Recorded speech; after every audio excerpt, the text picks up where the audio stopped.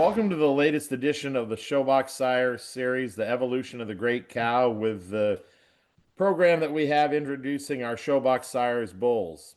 Each time we introduce a bull, we bring you information about the bull, about how the bull is bred, what we expect him to do as far as breeding, and we always try to have someone interesting from the industry involved with the podcast to tell you more about the family. Today we have a very popular classifier, well known all across the country for his work with the Holstein Association. John Steinoff from Holstein USA is a classifier that's worked there many years and done great work to develop business for people around the breed. He's a passionate cow person, and we're excited to have him on our podcast. So welcome, John. How's things with you? Thanks for having me. I'm excited to do this. Great. And as always, we have our partner in Showbox Sires, Mike Duckett. Mike, it's been a while since we've heard from you. Yeah, no, it's been a while since we released the bull, and looking forward to talking about Cobra today. So the bull that we'll talk about today is 744 HO 17936 Cobra, a bull that is available through the Select Sires Network, worldwide sires around the globe, and he will be released here the first part of August and available to customers around the world. As we developed our program, Mike and I have said many times that we have passion to have bulls from all over the world and the best bulls available. And so this bull, his sire is Anahita, and we'll let Mike talk a little about that bull and how excited he is about him. And then the exciting part of the bottom side of this pedigree, we've got a wonderful sidekick that the Ducketts have developed in their barn. I was in their barn yesterday and saw this cow. Looks better than ever. She's one of these ageless cows, gets better every single time she has a calf. And we're pretty excited to introduce this bull from the Barbie family. He's our first member. We've tried to hit every great female line in the business, and we're getting there. But it's really nice to have our first member of the Barbie family for the Showbox Sires program. So we're going to start out talking about Mama a little bit. Mike, tell us a little bit about Chardonnay. Well, Chardonnay was a cow that came to us in 2021. She was actually a consignment from Tom DeGroot and Boribas to our first sale that we had here at the farm. A long time ago, we actually housed Chastity after she sold for $1 million, and she was one of the consignments with that connection back to Chastity I wanted to keep. So we ended up buying her in 2021. Up until last year, we had never showed her, and she went to 3 shows last year. Spring show, she was the first place 5-year-old and honorable mention champion. Went to our state show and won the class there, and she calved back in June with her 4th calf. Tremendous pedigree. Gold Chip being the brother to the dam. It's a really cool pedigree for us to take a son from. Well, I think our listeners would enjoy one other question, Mike. As you lead Chardonnay around the ring, what are some things you try to do with her? Because she is a battle. So you try to find the biggest person you can find, and we did that, and he was still unsuccessful. So she's a handful. Last year at Spring Show, I pretty much had to nose her the whole way, but it seems like she gets stronger as the day goes. She's a strong cow, easy going cow, though. It's funny how she just knows she can push you if she needs to. So yeah, I like the story that when he gets ready to find a leadsman for this cow, I think the first category is you have to have big, strong arms and weigh about 250 pounds, and then you might qualify. Certainly a great cow to work with. Looking at her there, Mike, at your place yesterday, the cow's making a great record again this time with her 4th calf and looks better than ever. So part of the reason we have John on the call with us, John, you were at Mike's last week, and tell us what you thought of the cow. Obviously, I'd seen the cow last year, and when I saw her last week, I was just overwhelmed by the cow's presence. Her, first off, the fact that she's just a nice, moderate-sized cow. She's not this big old giraffe. She has fabulous dairy strength. Her combination of dairiness and strength is just what we need, what we should be striving for in the breed. And I think more and more dairymen around the country are seeing the need for that, to get the strength to go along with all the dairy character. So you take her balance and dairy strength, which are both outstanding, but then tack on top of that, she has such good feet and legs. The turn and the hock is nice. She tracks so well. She has a really, really good foot. She's got a rump that's the width of Texas, which again is impressive in itself. And then top it off, she's got the really nice udder. Really, really good rear udder. There's better uddered cows around. There's no doubt, but she's still a terrific uddered cow. A little different from side to side in the fore udder, no big deal. But both sides being nice, left side maybe tacked in just a little nicer than the right side, which is unfortunate from a show standpoint. I'd rather have it the other way around if you're going to have it one way or the other, but she is what she is. If I was a dairyman and I saw that cow and there's a son out of her with a family lineage that she has behind her, I guarantee you I'd consider using a bull. Well, a great rendition of what the cow looked like. And John, you just obviously great cowman. You described her to a T. One thing that I noticed yesterday, her silky hide. She's got that Correct. paper thin hide and that long dairy neck. But John, Mike and I have been talking about this a lot in our podcast about dairy strength because our bulls maybe not the highest conformation or tight bulls, because we're not looking necessarily at stature. Can you tell us what dairy strength? What traits makes dairy strength? What is dairy strength? Well, dairy character we all know is starts with the openness of rib. Does that cow have space between those ribs, particularly the rear long ribs, to convert her feed to milk in an efficient manner? And then you want to have the angularity and sweep of rib, and you want to have that spring of rib. Those things all kind of go hand in hand. But if you backed up a little bit, I really think it starts with the head. And a lot of people don't pay much attention to the head on cows or heifers or calves. I tell people all the time the head don't lie. If you've got a big, stout, big, broad muzzle, big open nostril, those are healthy cows. And you want to have some strength in the lower jaw to go with it. And that's what this cow has. Having that strength and the width of chest, the substance of bone, all of those things correlate to strength. Going along with the dairy character, that's what creates the dairy strength, and it is often overlooked by a lot of people around the world. And I've experienced that on the international stage. Not everybody reads dairy strength. They read dairy character based on a flat bone, but not necessarily an open rib. And they don't put an overabundance or enough emphasis, I'll say, on strength to go along with a dairy character to help create those long-lived, long-lasting, high-producing cows. And if you look at your cows that are the high-production, high-lifetime milk cows, I can about guarantee you that those are the cows that got a big, broad muzzle to them, a straw lower jaw, and they got the width of the chest.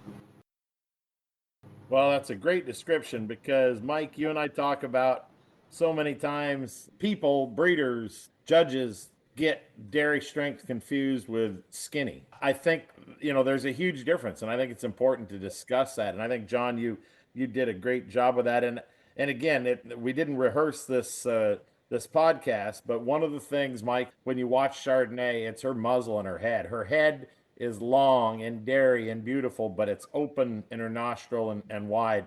Give people your version, Mike, of why you think the cow's got dairy strength, like John talked about.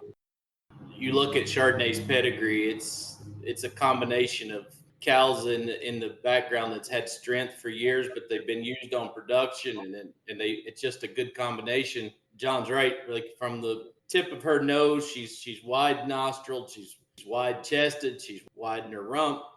The cow's just got capacity all the way through without even saying anything about stature. So for me, that's a cow that's tremendous in her dairy strength. Like she's, a cow that can give 130, 140 pounds of milk, and it doesn't seem to be taking everything she can do to do it. That's the kind of cow that we love to have here. And John, one thing Mike and I talk a lot about in our podcast and in our sire meetings, everybody wants to talk about cows are too big. And Mike and I don't necessarily agree that they're too big. We agree that they're too tall. We think we need more capacity in our cows. Talk a little to that and the importance of capacity and what happens when you get capacity. When you have cows that are wide all the way through, wide muzzled, wide chested, wide barreled, hopefully wide rumped, and you have that strength, you've got everything you need.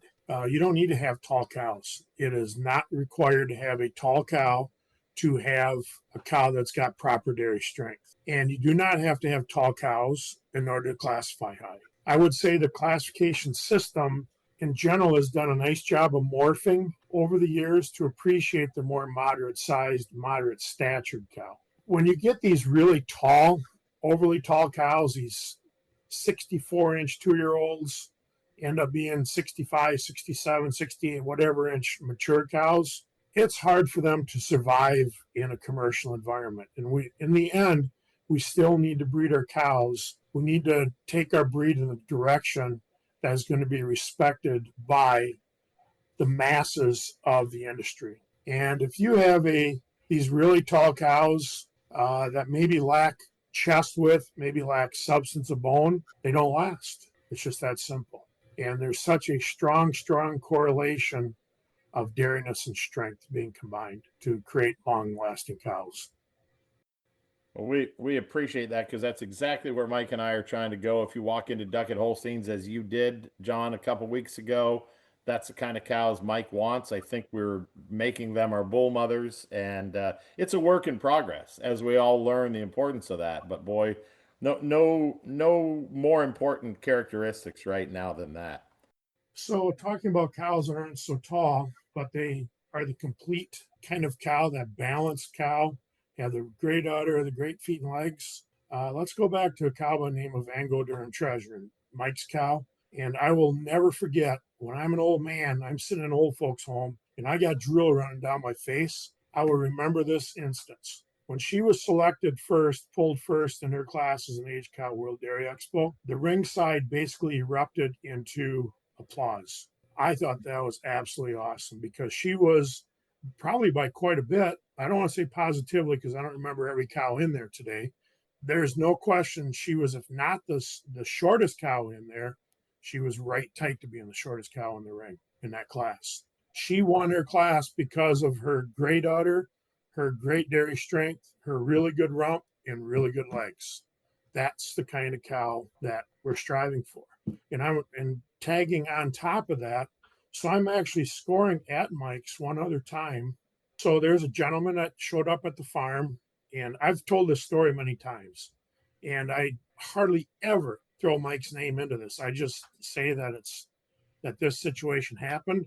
Well, now it's going to be out there for the world to hear, I guess. So anyway, Mike and I are scoring a specific cow, which happened to be Gold Chip Tokyo at the time, which is ironic in itself. But anyway, it was in August. So we're coming into the fall show season. And this gentleman asked Mike, he's like, so Mike, how big do these winter and fall yearlings need to be coming into these fall shows? Well, they need to be about 62, 63. How big does a junior two-year-old need to be? 60 to 61. And that's one of my favorite stories because I think it lends credence to the direction industry is going and the show ring is transitioning toward. We haven't fully gotten there, but we're definitely in a strong transition toward getting that more moderate statured kind of cow that is a complete balanced cow. Now it's there for the world to hear. Those are great stories for our listeners to hear. And interestingly, Treasure, who is the foundation of the Bull Tattoo that has a big impact on our program now at Showbox and had a huge impact at Mike's. And then Gold Chip Tokyo, we're about to talk more about the female line with Gold Chip. Gosh, John, you led us right to our next series of questions. But great description, and I think it's important, great information for our listeners. To change gears just a little bit, Mike, let's talk about the top side of the pedigree. You're a big fan of Anahita. Can you tell our listeners a little about the bull, where he came from, what he does? So Anahita, he's a bull that probably on paper he probably looks a little nicer in Canada with these 15 confirmation. He's 3601 LPI and A2. But in the U.S., he's a solid 400-pound milk bull. He makes a moderate sized cow. But the thing I really like is he's 2.28 strong, and they add slope to the rump. And he's an alcove son, which was more of a commercial type milk bull. And he was a Duke son that's still today 1,700 pounds of milk. I'm lucky enough I get to calve a lot of Select's first daughters. Duke has been one of my favorite bulls that come through with a daughter group at one time because they were milk cows. They were wide. They had great udders and they milked. But on the maternal side of Lambda Annis, 93 point Lambda, she's got 4 sons that are well known: Avenger, Anahita, Ambrose, and Anish. And for me, you hardly ever find a cow to make one son that everybody knows their name. She's made a bunch of them. It would be the 4th dam. And John, you may remember the 4th dam of this bull. It was McCutcheon April. She was a McCutcheon that I had here early. She ended up being a 93 or 94 point cow. And it just shows you it was Lambda, Extreme, McCutcheon, Gerard, Goldwyn. And then it was back and forth with production and type bulls all the way back in that pedigree. And it's just a bull that's, you can see why he does what he does by just the bulls and the cows in his pedigree. So we used him a good bit. Some of the first calves, they're really square framed and straight in their lines and lots of width and great feet and legs. And I think he's going to put the pins down where they need to be. A bull that might make great cows. We've used him a fair bit here. Well, a good description of the bull, and we'll talk more about one thing that Mike, you and I've loved about this bull since we selected him for the program is the weaving of production and tight bulls all together. You throw in Duke and you throw in Sidekick and you throw in, Alcove and so many bulls that just interweave. John, you've seen that for years, that there needs to be a mix of production and tight bulls thrown into the great bulls pedigrees. Would you agree with that? Oh, there's no doubt about that. I've been a believer for decades that first off, cows have to milk, correct? But if you build the cow, they will milk. And you can't go and stack a bunch of major minus milk bulls on top of each other and expect them to be great milk cows. I understand that. I get that. And conversely, you can do it just the opposite: stack milk on milk and milk and milk on milk and not watch your strength. You end up with a bunch of frail rats. And what happens to those? They don't last. So you got to combine the dareness and strength. You've got to make sure that you are cognizant of creating milk. And as a general statement, not a complete statement, but a general statement, if you build the cow, they will milk. Like I've felt that forever. When I was milking cows as a young pup back in the 80s, I felt that. And I bred my own animals in that regard. That's the avenue, that's the direction I took back then. And I tried to listen way back then to people that I respected immensely in the breed, great cowmen that were much, much senior to myself at that point in time. Tried to utilize that philosophy, and I think it worked really well. Certainly some great stories and information there. Mike, let's go back to Cobra, the bull that we're releasing. Talk a little bit about the numbers that this bull provides to the customer.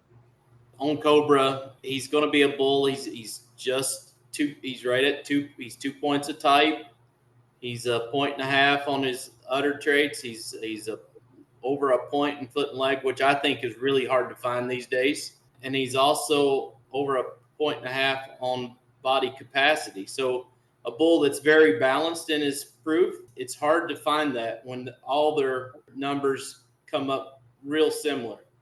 He's over 2 points of strength. He's going to bring the pins down, add set to leg, and length to the teat, which is something that we feel is something important for the breed right now.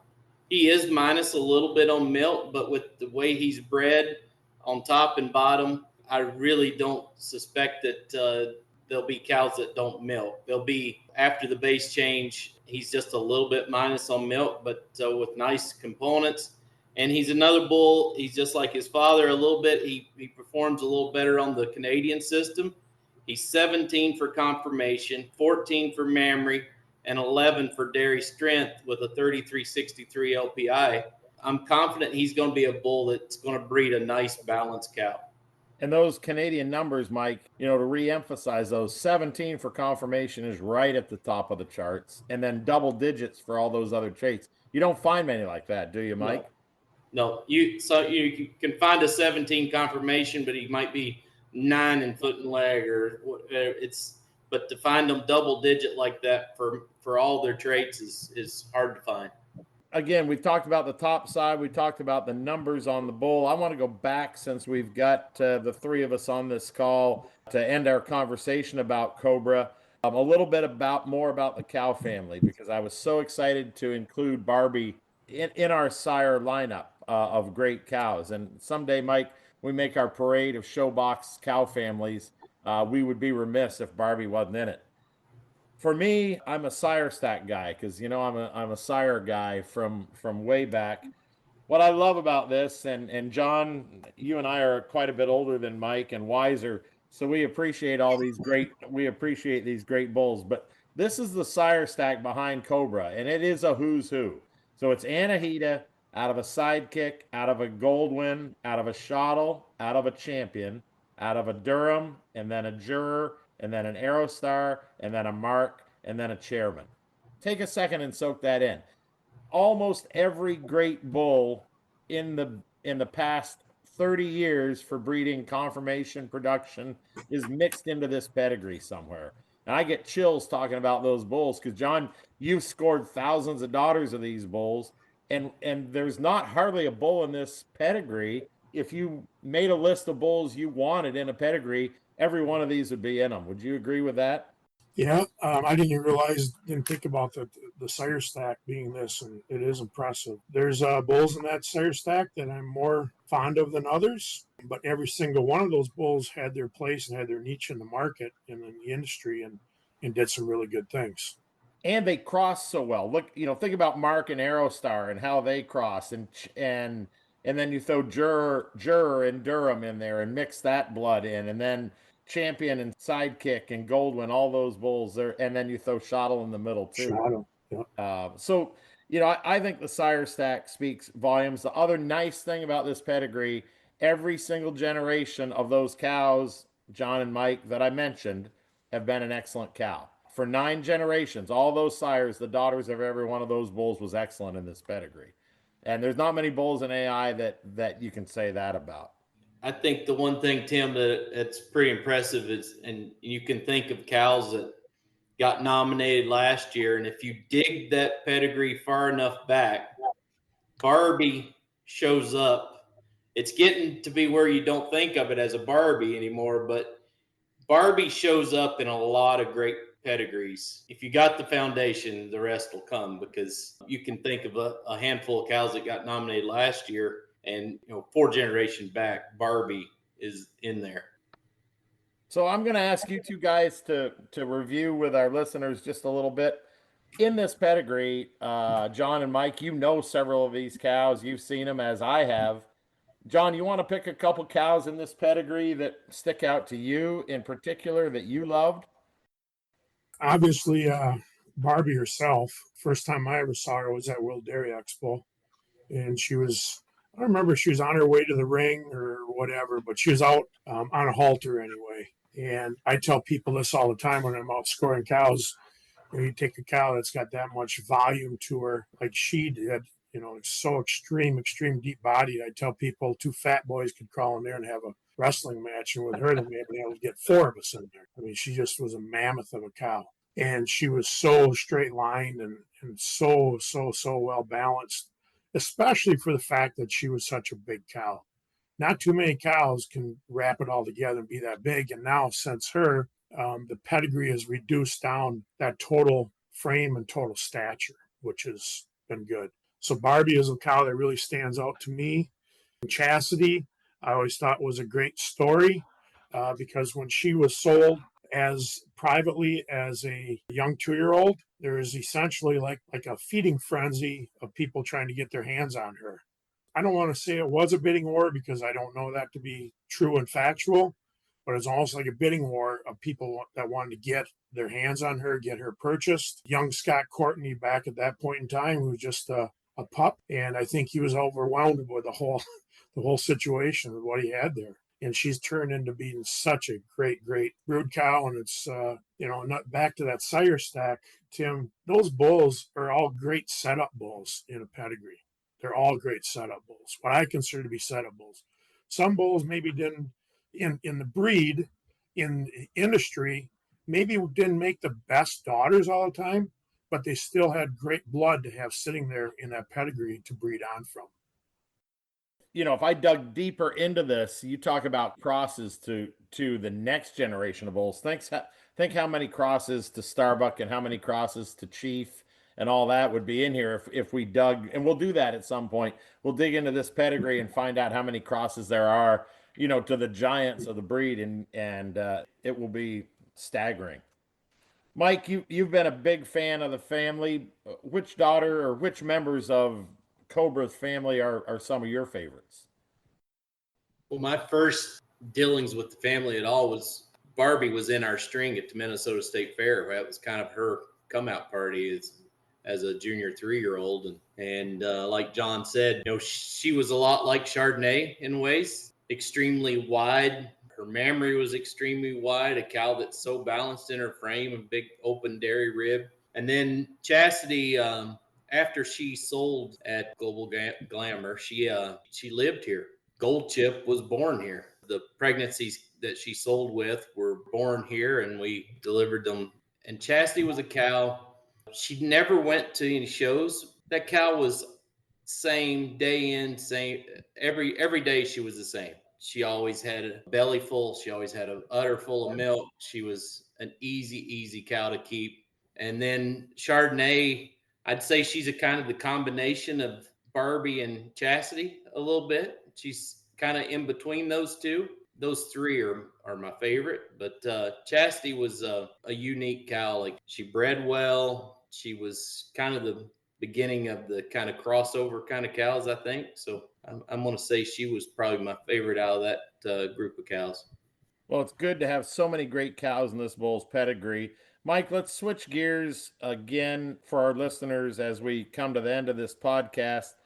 Talk a little bit about who you would use this bull on. What sires of daughters of what sires? What direction would you go when using this bull?